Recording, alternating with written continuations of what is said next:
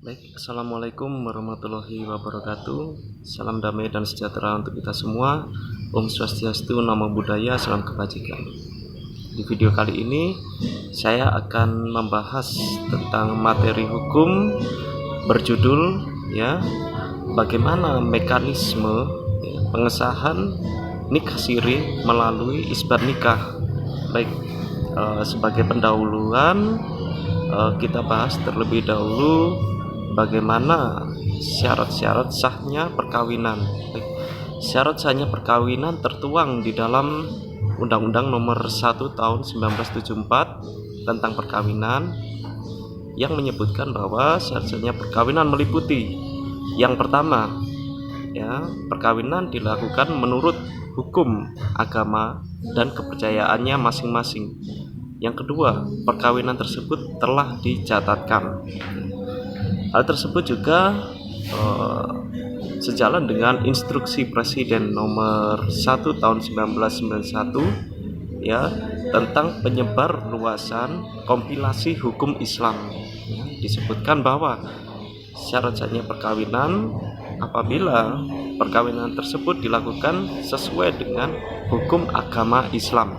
Baik, untuk menjamin ketertiban perkawinan bagi yang beragama Islam, maka perkawinan tersebut harus dicatatkan. Hal tersebut juga sejalan dengan pasal 7 ayat 1 kompilasi hukum Islam. Disebutkan bahwa perkawinan dianggap sah apabila memiliki bukti akte nikah yang dikeluarkan oleh pegawai pencatat pernikahan, seperti itu. Apabila telah dilangsungkan perkawinan tanpa melalui prosedur yang telah disesuaikan peraturan perundang-undangan, maka perkawinan tersebut tidak memiliki kekuatan hukum. Otomatis perkawinan yang tidak memiliki kekuatan hukum maka tidak dapat dibuktikan dengan akta nikah. Padahal akta nikah di sini sangat penting sekali.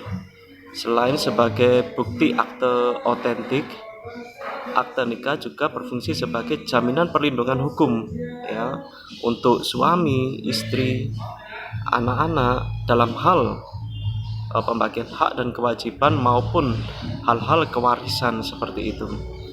Berbicara dengan terkait nikah siri, jika ada seseorang telah menikah siri, otomatis dia tidak memiliki bukti akte nikah. Oleh sebab itu, maka jika ada seseorang yang sudah melakukan nikah siri apabila belum memiliki akte nikah, bisa mengajukan permohonan isbat nikah ke pengadilan agama setempat. Baik, selanjutnya mari kita bahas terkait dengan isbat nikah. Apa itu isbat nikah? Isbat nikah adalah pengesahan atas perkawinan yang telah dilakukan sesuai dengan syariat agama Islam, akan tetapi belum dicatatkan lewat KUA setempat, seperti itu. Lalu siapa saja yang dapat mengajukan permohonan isbat nikah? Yang dapat mengajukan permohonan isbat nikah yaitu yang pertama bisa suami istri, yang kedua salah satu suami atau istri, yang kedua anak, yang ketiga yang keempat wali nikah, yang kelima bisa orang tua, dan yang terakhir adalah pihak yang berkepentingan dalam perkawinan tersebut. Baik, selanjutnya kemana permohonan isbat nikah tersebut diajukan atau dimasukkan? Permohonan isbat nikah diajukan melalui pengadilan agama setempat di tempat tinggal pemohon, disertai dengan alasan dan kepentingan yang jelas. Baik, terkait dengan alasan, apa saja alasan-alasan yang dapat dijadikan dasar untuk pengajuan isbat nikah? Yang pertama, adanya perkawinan dalam rangka penyelesaian perceraian, seperti itu. Yang kedua, hilangnya akte nikah. Yang ketiga, adanya perkawinan ya sebelum berlakunya undang-undang perkawinan seperti itu. Yang keempat, ya adanya keraguan atas sah atau tidaknya syarat-syarat sahnya perkawinan seperti itu. Yang kelima adalah terkait dengan perkawinan yang telah dilakukan oleh mereka, ya yang tidak ada halangan perkawinan sesuai dengan undang-undang perkawinan seperti itu. Selanjutnya terkait dengan upaya hukum yang dapat kita lakukan apabila permohonan isbat nikah kita ya tidak dikabulkan oleh hakim pengadilan agama, ya. Yang pertama, apabila isbat nikah tersebut diajukan oleh pihak suami dan istri, ya apabila isbat nikah tersebut tidak dikabulkan oleh hakim, maka upaya hukum yang dapat dilakukan adalah mengajukan kasasi seperti itu. Yang kedua, apabila isbat nikah tersebut diajukan oleh salah satu pihak dari suami atau istri, maka pihak yang tidak memasukkan permohonan didudukkan perkara sebagai pihak termohon, ya. Upaya hukum yang dapat dilakukan apabila isbat nikah tidak dikabulkan oleh hakim adalah melakukan banding dan kasasi seperti itu. Yang ketiga, apabila pihak suami diketahui ya masih memiliki istri dengan yang lama atau istri terdahulu, maka istri terdahulu tersebut harus dimasukkan ke dalam duduk perkara, ya.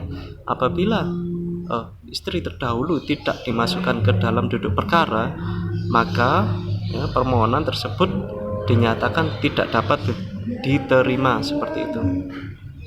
Oke, selanjutnya terkait dengan berkas-berkas yang perlu disiapkan. Nah, ini penting sekali. Berkas-berkas yang perlu disiapkan apabila kita akan mengajukan permohonan isbat nikah, yaitu yang pertama surat permohonan rangkap 4 seperti itu. Yang kedua adalah fotokopi KTP suami istri, ya.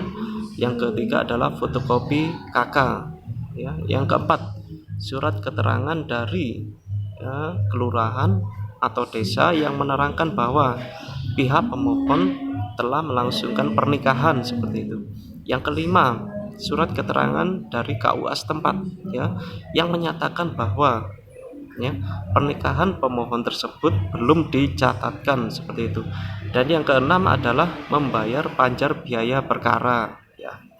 Oke, yang terakhir terkait dengan implikasi atau dampak apabila permohonan isbat nikah kita dikabulkan oleh hakim, maka perkawinan kita tadi dianggap sah dan mempunyai kekuatan hukum, dan tentunya anak yang dilahirkan selama masa perkawinan menjadi anak yang sah. Dan yang ketiga adalah kita mendapatkan akte nikah, ya, berfungsi sebagai akte autentik juga sebagai jaminan perlindungan hukum. Baik, sekian video dari saya yang berjudul dengan bagaimana mekanisme pengesahan nikah siri melalui isbat nikah. Semoga video ini bermanfaat. Saya Iwayan Suwandayana. Wassalamualaikum warahmatullahi wabarakatuh. Salam damai dan sejahtera untuk kita semua. Om Swastiastu, Namo Buddhaya, salam kebajikan.